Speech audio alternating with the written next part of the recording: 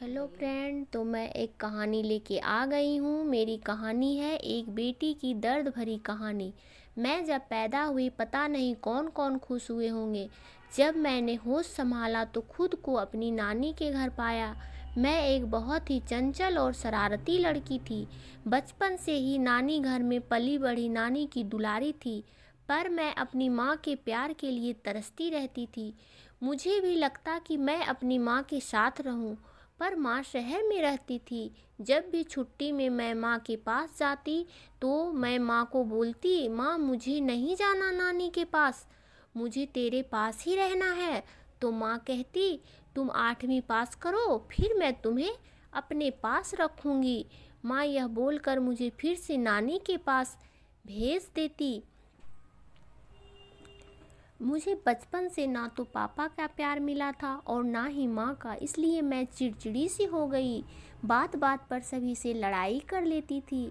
इसी तरह समय बीतता गया और मैं सोचती रहती थी, जल्दी से मैं 8वीं पास करके माँ के पास रहूँगी, माँ के साथ कामों में हाथ बटाऊँगी, माँ पापा का प्यार मिलेगा। ऐसे ही अपने सपने सजाते सजाते 8वीं का परीक्षा नज़दीक आ गया। मैं बहुत ही खुश थी। मैं परीक्षा से ज़्यादा अपनी माँ के पास जाने के लिए खुश थी। फिर मैंने 8वीं का परीक्षा दे के अपनी माँ के पास चली गई।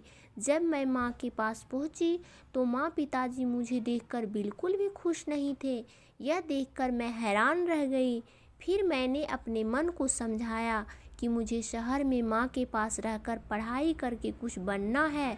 फिर मेरा एडमिशन माँ ने 9वीं क्लास में करवा दी। फिर मैं कोचिंग और क्लासेस करने लगी। जब मैं घर आती तो देखती माँ और पिताजी मेरे दोनों भाइयों को बहुत ही प्यार करते, उन्हें प्यार से बुलाते। तो मैं अपने आप को कोसती, आखिर मैंने कौन सा गुनाह किया जो मुझे माँ पिताजी प्यार नहीं करते। जब भी माँ पिताजी मेरे दोनों भाइयों को बुलाते तो मैं दौड़ती हुई उनके पास जाती, पर मुझे यह बोल देते थे कि तुमको नहीं बुलाया। ऐसे ही समय बीतता गया और मैं 10वीं पास कर गई। फिर मैं अपने सपने सजाने लगी कि मैं साइंस सब्जेक्ट लूँगी और आगे डॉक्टरी की पढ़ाई करूँगी। तभी मैंने एक दिन माँ पिताजी को रात में बातें करते हुए सुनी कि अब मैं शादी के लायक हो गई हूँ, मेरी शादी कर देनी चाहिए। मेरी तो सारे सपने चूर चूर हो गए, मेरे तो पैरों तले ज़मीन खिसक गई। मुझे तो उस रात नींद नहीं आई। जैसे जैसे सुबह हुआ मैं अपनी माँ से बातें करने गई। माँ मेरी शादी मत करवाओ, अभी मुझे पढ़ना है, आगे कुछ करना है। हाथ जोड़कर मैं माँ के सामने गिड़गिड़ा रही थी, अभी मेरी उम्र ही क्या है कि तभी माँ ने जोर से मेरे गालों पे थप्पड़ मारा और बोली, मेरे आगे जुबान चलाती हो और मेरी बातें कान लगाकर सुनती हो। और हाँ, मैं तुम्हारी माँ हूँ, मैं तुम्हारी भलाई ही चाहती हूँ और पढ़ाई अपने पति के घर जाकर करना और डॉक्टर बनना। मैं कितना भी गिड़गिड़ाई पर माँ मेरी एक ना सुनी और 15 दिन के अंदर ही अंदर मेरी शादी करवा दी। मेरी सारे सपने चूर चूर हो गए, मानो मेरी ज़िंदगी बिखर सी गई हो। यह शादी एक समझौता था, लेकिन फिर भी मुझे अपने पति को अपनाना पड़ा। इसके बाद मैं अपने ससुराल चली गई। मैंने इसे ही अपना ज़िंदगी मान लिया और अच्छे से रहने का फैसला किया। मैंने मन में सोचा कि मेरे माँ बाप तो मुझे कभी प्यार नहीं किया, हो सकता है मेरे सास ससुर मुझे माँ बाप की तरह प्यार करे। मैं प्यार की भूखी थी, लेकिन मेरे साथ सब कुछ उल्टा हुआ। मैं जैसे ही ससुराल में अगले दिन सुबह उठी तो मुझे यह सुनने को मिला कि मेरे माँ बाप ने तो मुझे कुछ भी नहीं दिया है। मैं मायके से कुछ भी लेकर नहीं आई, मैं कंगाल घर से आई हूँ। बेटी को बहुत कुछ दिया जाता है, पर मैं तो कुछ भी नहीं लेकर आई। ऐसे ऐसे अनेकों ताने सुनने को मिले, पर मैं क्या करती, मुझे तो उसी घर में रहना था और मैं रहने लगी। मेरे सास ससुर बिल्कुल भी अच्छे नहीं थे। मैं कितना भी कुछ करती पर वह हर एक काम में नुक्स निकालते, कहते तुम्हें कुछ नहीं आता, तुम्हारे माँ बाप ने तुम्हें कुछ भी नहीं सिखाया, ऐसे ही पैदा करके भेज दिया। ऐसे ऐसे ना जाने कितने ताने सुनने को हर रोज़ मिलते। रोज़ रोज़ की लड़ाई से मेरा दम घुटने लगा उस घर में। तब मैं एक दिन तंग आकर अपने पति को बोली कि मुझे अलग रहना है। तो मेरे पति ने कहा, हम माँ पापा से अलग नहीं रह सकते क्योंकि मेरे पास इतना पैसा नहीं है। यह सुनकर मेरा दिमाग शून्य हो गया, क्योंकि मुझे शादी से पहले माँ ने बताया था कि लड़का पढ़ा लिखा है और उसका खुद का बिजनेस है। शहर में बहुत बड़ा मकान है जो रेंट पे लगा है। रेंट से 50,000 आते हैं। लेकिन जिस घर में मैं गई थी वह बस 2 रूम का एक फ्लैट बना हुआ था। तो मुझे लगा कि दूसरी जगह बड़ा मकान होगा जहां रेंटर रहते हैं होंगे, पर यह सब झूठ था। ना तो मेरे पति ज़्यादा पढ़े लिखे थे और ना ही कोई मकान। बस जिस घर में मैं गई थी वही घर अपना था और मेरे पति छोटी सी कंपनी में काम करते थे। यह सब सच्चाई जानने के बाद मुझे लगा मैं अपने आप को ख़त्म कर लूं। मेरा ज़िंदा रहना पाप है और मैं सुसाइड करने का फैसला लिया। लेकिन शायद भगवान को यह सब मंजूर नहीं था और मैं चक्कर खाकर गिर गई। मुझे हॉस्पिटल ले जाया गया। फिर पता चला कि मैं माँ बनने वाली हूँ और मुझे आराम की ज़रूरत है। हॉस्पिटल से घर आई। फिर मैंने सोचा कोई बात नहीं, मेरे पास धन दौलत नहीं है तो क्या हुआ, मेरा बच्चा आ रहा है अब इस दुनिया में, उसकी क्या गलती है। अब मैं यह सब भुलाकर अपनी ज़िंदगी में आगे बढ़ूँगी और अच्छे से रहूँगी। हो सकता है अब मेरे सास ससुर मुझे प्यार करेंगे।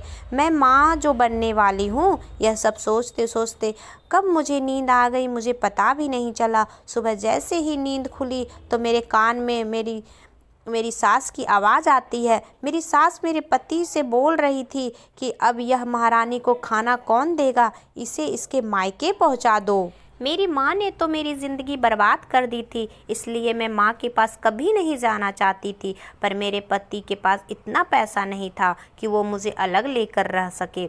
हालात ही कुछ ऐसी थी कि मुझे माँ के पास जाना पड़ा। समय बीतता गया। फिर एक दिन एक प्यारी सी नन्ही परी मेरी ज़िंदगी में आई। मैं जैसे ही सुनी कि मुझे बेटी हुई है, मैं डर गई, क्योंकि मुझे पता था कि मेरे ससुराल वाले और मेरे पति यह सुनकर खुश नहीं होंगे। और ऐसा ही हुआ। मेरे सास ससुर मेरे हाल चाल तक नहीं पूछा। मेरे पति ने जब मुझे फ़ोन किया तो बोला, तुझे बेटी हुई है, मुझे तो बेटा चाहिए। मैं फिर सोचने लगी, मैं उस दिन ही सुसाइड क्यों नहीं कर ली। फिर मैं अपनी बेटी का प्यारा चेहरा देखकर सोची कि मैं अपने पति को समझाऊंगी और अपने सास ससुर के पास जाकर उन्हें भी समझाऊंगी कि बेटी होना पाप नहीं है। फिर 2-3 महीने बाद मैंने अपने पति को बुलाकर अपने ससुराल चली गई। जब मैं वहां पहुंची तो अपने सास ससुर की गोद में अपनी बेटी देने गई तो मेरे सास ससुर ने हाथ झटकार कर कहा, यहाँ से ले जाओ इस अभागन को, मुझे इसकी शक्ल नहीं देखनी। मैं अपनी बेटी को लेकर कमरे में चली जाती हूँ और ज़ोर ज़ोर से रोने लगती हूँ। आखिर मैं करती भी क्या, मुझे तो उसी घर में रहना था। जब रात को मेरे पति काम से घर लौटे तो मैंने माँ पिताजी के बारे में अपने पति से बताया तो उन्होंने कहा, सही तो बोला, कुछ गलत नहीं बोला माँ पिताजी। फिर मैं अपने पति को समझाने की कोशिश की तो उन्होंने मुझे पीटना शुरू कर दिया और चिल्लाकर बोला, मेरे से जुबान लड़ाती है, अगर रहना है मेरे घर में तो चुपचाप रह, जैसे ये लोग रखते हैं वैसे रहो, नहीं तो यहाँ से निकल जाओ। मैं भला इस नन्ही सी जान को लेकर कहाँ जाती। और मैं वहीं चुपचाप रहने लगी। मैं कितना भी चुप रहती थी फिर भी मेरे सास ससुर और पति तीनों मिलकर मेरे पे जुल्म करते। यहाँ तक कि मेरी छोटी सी बेटी को भी वो लोग नहीं छोड़ते, खरी खोटी हमेशा सुनाते रहते थे।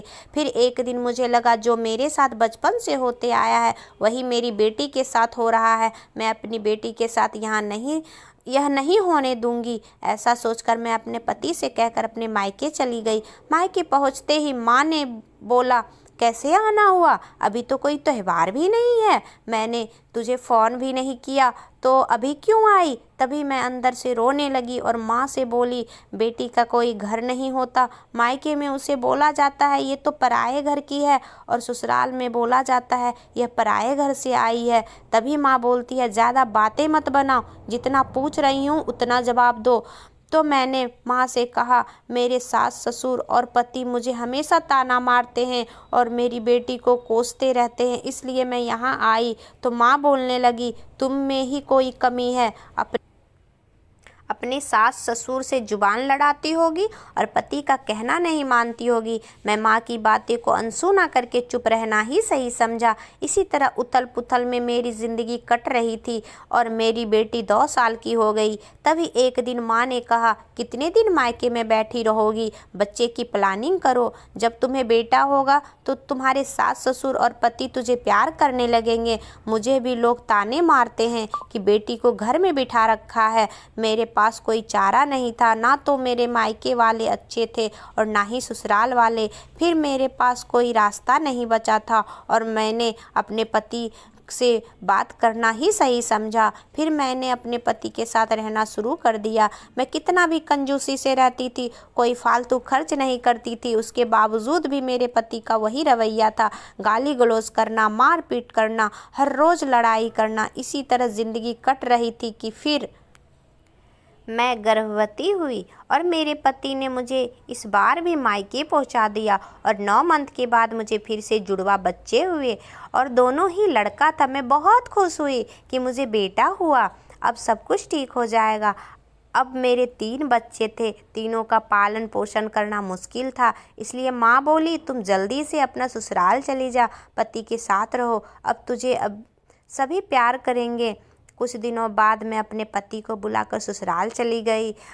अब सास ससुर तो बहुत खुश थे, लेकिन 3 बच्चे का खर्च बहुत ज़्यादा था, इसलिए मेरे पति हमेशा चिड़चिड़ाते रहते थे और वो मेरा और मेरे बच्चे का खर्च नहीं उठा पाते थे। आए दिन मेरे से लड़ाई करते। ऐसे करते करते समय बीतता गया। मेरी बेटी 4 साल की और बेटा 2 साल का हो गया तो मैं अपनी बेटी की पढ़ाई के बारे में सोचने लगी।